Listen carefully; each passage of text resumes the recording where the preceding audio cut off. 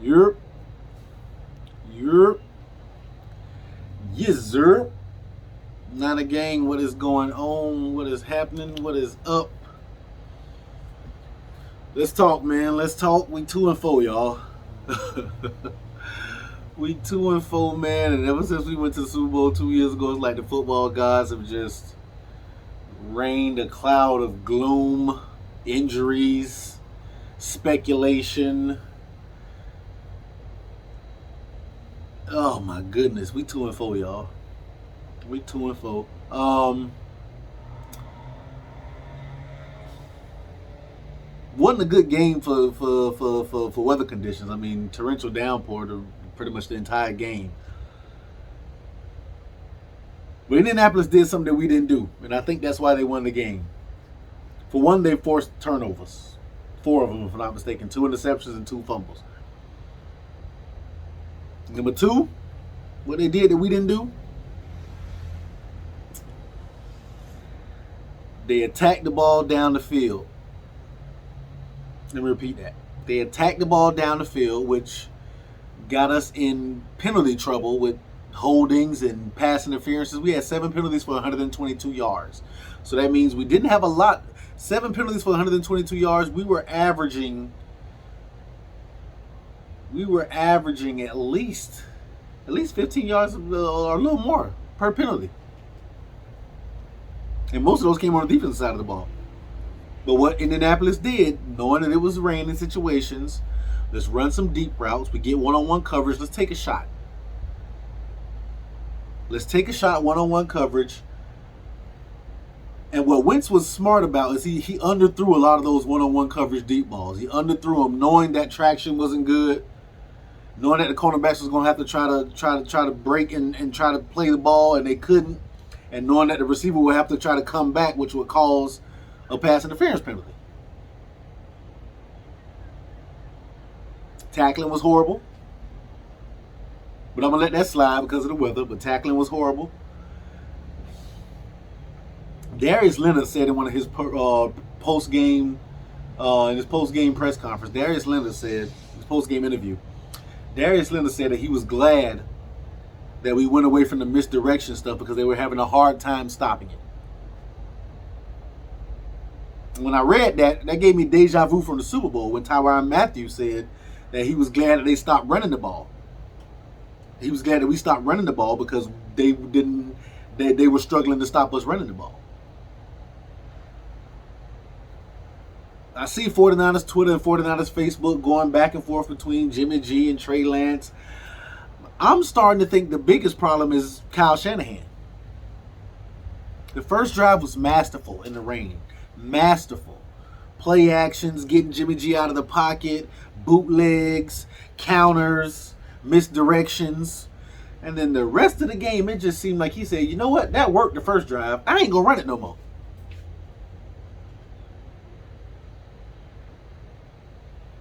It really looked like to me Kyle Shanahan said, that worked the first drive. I ain't going to run it no more. And if you pay attention to Kyle Shanahan, his 5 years being with us in the Bay, right? If you pay attention to Kyle Shanahan, he has a tendency of doing that, of calling stuff that works early on, and then late in games just going away from it and backing off of it. That's what Kyle does, man. And it bites us in the ass every time. It bites us in the ass every time. Offensively, we played a good game minus the turnovers. We played an okay game offensively. We had a 100-yard rusher. We had a 100-yard receiver. You know, we played an okay game being without Trent Williams.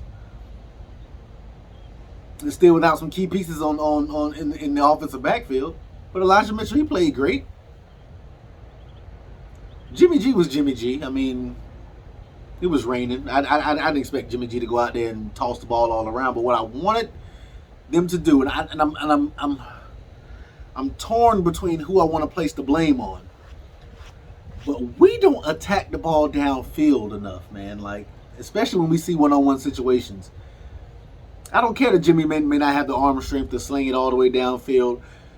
Carson Wentz didn't throw the ball, overthrow receivers, or throw the receivers in stride. He underthrew them on purpose because he knew that he could get the pass interference penalty.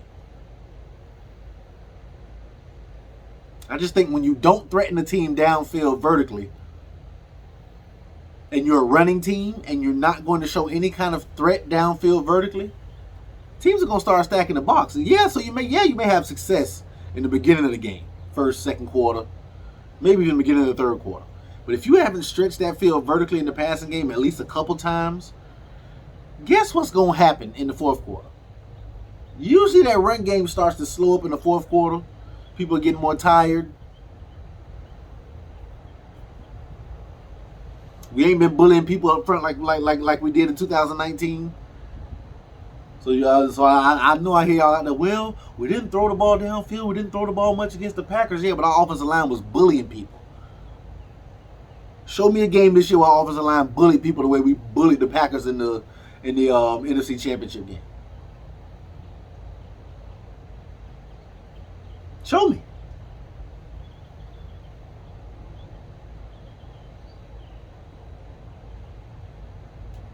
Not having Kittle Sunday really hurt us. But still, all in all, it was a game that we had to lead and that we should have walked away with a victory, but certain key mistakes and a lack of play calling, a lack of successful play calling from things that gave you success in the beginning of the game, it doomed us, man. And now we sitting at 2-4. We got a few easy games sprinkled in here, but we still have yet to play the Rams. We still got to play the Seahawks again. We still got to play the Cardinals again.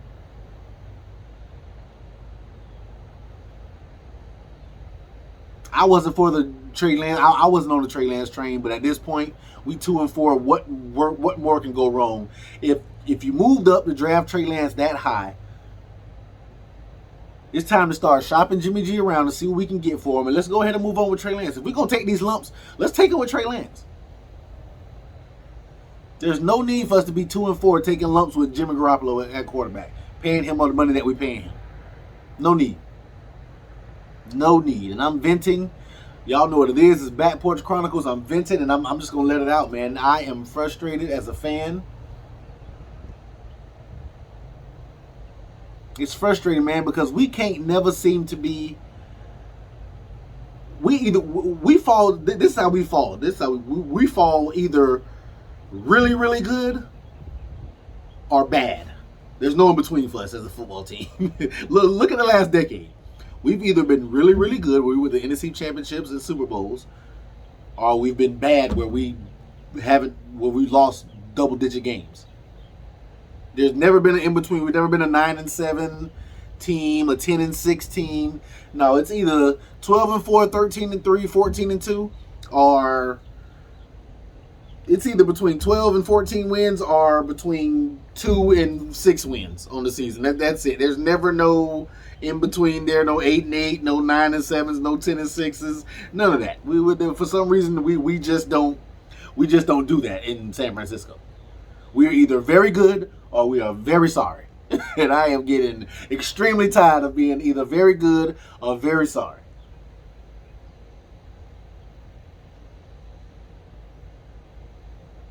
Can we still salvage this season? I think so.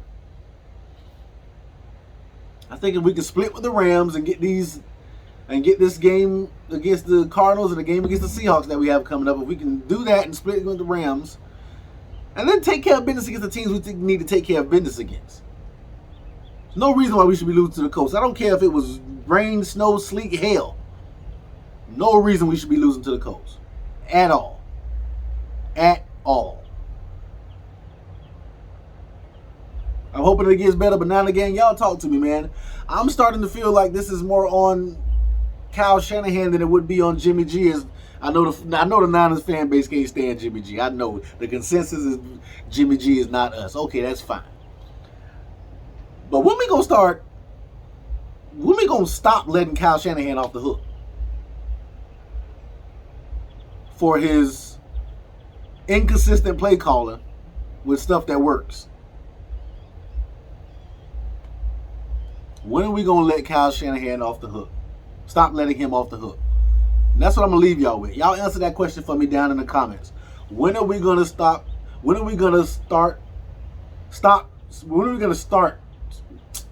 Goodness gracious. I'm so frustrated I can't even speak right.